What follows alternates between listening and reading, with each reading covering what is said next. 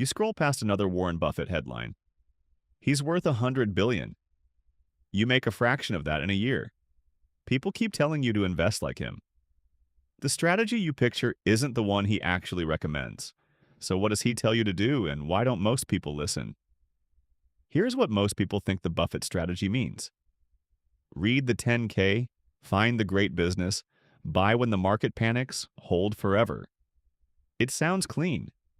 It also takes 30 years of full-time obsession to do well, and the data is brutal. Over the last 20 years, the average individual stock picker underperformed the S&P 500 by roughly 4% per year. That is not a small gap. Compounded over a working life, it is the difference between retiring comfortably and working past 65. So here is the real question. What if you stopped trying to pick like Buffett and started doing what Buffett tells you to do? In 2007, Buffett made a public bet. He put up $1 million to charity. He picked a single low-cost S&P 500 index fund. The other side picked 5 hedge funds packed with the smartest people on Wall Street. The bet ran 10 years.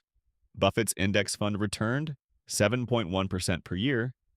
The hedge funds returned 2.2%. He did not pick a single stock. He just held the whole market, and he won by margins that ended careers. Here is what Buffett has put in writing for his own family. In his will, 90% of the cash going to his wife is invested in one place, a low-cost S&P 500 index fund. The other 10% sits in short-term treasuries. That is the whole thing. No stock picking, no timing, no magic formula. The richest investor on earth, instructing his own widow, has one rule: own the whole market and never touch it. So let's run the math on what that looks like for someone with a middle-class income. Picture a working-age viewer who puts away $500 a month inside a 401k or a Roth IRA, inside a total market index fund with an expense ratio under 5 basis points. Use the long-run historical return for the S&P 500 10% per year. After 30 years, that account is worth $1.1 million. You read that right. Half a paycheck a month with no stock picking, no genius, and no timing turns into 7 figures. The math does not require you to be Warren Buffett. It only requires you to stop trying to be. This is the boring compound. It does not get headlines. It does not need a podcast. It does not have a ticker that moves on earnings day. It is just a number that grows quietly while you live your life. Here's where most middle-class investors break the math. They follow Buffett's name. They ignore Buffett's instructions. 3 scenarios run on the same paycheck in the same 30 years. Start with scenario 1. You do exactly what Buffett says. $500 a month into a total market index fund. You hold through booms, through 2008, through 2020, through every headline that makes you want to sell. 30 years later, the account is worth $1.1 million. Then comes scenario 2. It's the same paycheck and same intention, but this time you pay a patience tax. You pick an actively managed mutual fund inside your 401k. The expense ratio is 1%. Your gross return is still 10. Your net is 9. After 30 years, that single 1% drag costs you about $200,000. The difference went to someone else's commission. Then comes scenario 3. You stay in the market, but you trade.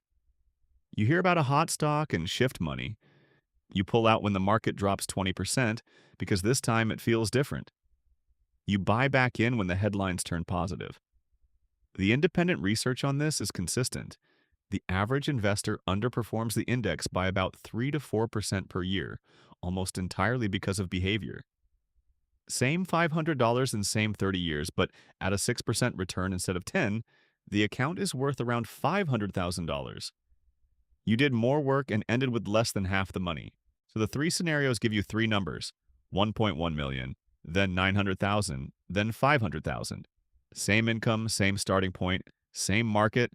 3 completely different retirements, decided not by skill but by what you did with your attention and your fees. This is the part nobody tells you. Investing like Buffett does not require Buffett's mind. It requires Buffett's discipline. And the discipline is shockingly small. The rules are: don't trade, don't chase, and don't pay anyone 2% a year to do something you can do for nothing. Here is what this means for your actual life. If you make between $150,000 and $200,000 a year, you are not the person who needs to outsmart the market. You are the person the market is built to reward if you stay out of your own way. You are also the person Wall Street fights hardest for. Higher account balances mean higher fee revenue. The expensive funds get pitched to you specifically because the dollar math on a high earner is irresistible. 1% of $1,000,000 is $10,000 a year every year for nothing. It's not your salary that builds the seven-figure account. It's your patience. It's not what you buy. It's how long you hold it. It's not the next great stock. It's the boring one you already own and refuse to sell. Buffett himself handed the keys to Berkshire over to Greg Abel earlier this year. The headlines are everywhere. And the man being celebrated as the greatest investor alive has spent 40 years telling people, calmly and on the record, that they should not try to copy him. They should buy the whole market. Here are the 3 takeaways. First, Warren Buffett's recommendation for ordinary people is not Warren Buffett's life's work. He picks individual businesses. He tells you to buy the whole market. Second, the gap between investing like him and merely owning what he recommends is hundreds of thousands of dollars over a working life. Third, the variable that decides which one you end up with is fees and behavior, not intelligence. Tonight, log into your 401k. Look at every fund you own and check the expense ratio. If any of them are above 0.1%, you are paying a patience tax to someone else. Switch to a total market index fund and stop feeding it. If you found this useful, hit like, subscribe, and turn on notifications for more simple explanations.